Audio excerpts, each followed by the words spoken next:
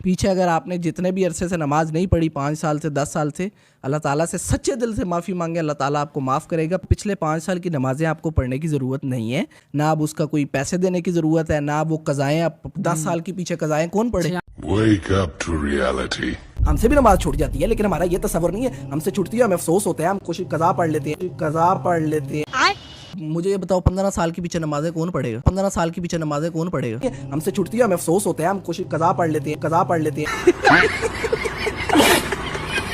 अगर कुरान और हदीस को देखो तो आपकी कज़ाए उम्री की माफ़ी मांगोगे तो अल्लाह ताला माफ़ कर देगा। अब अपनी अगली मूव ऑन करो, प्रेजेंट को अपना ठीक प्रेजेंट और फ्यूचर को देखो। पास जो हो गया उसको छोड़ दो करो और माफ़ी मांगो। हमसे छूटती है, हमें अफसोस होता है, हम कुछ कज़ा पढ़ लेते हैं, कज़ा पढ़ लेते हैं।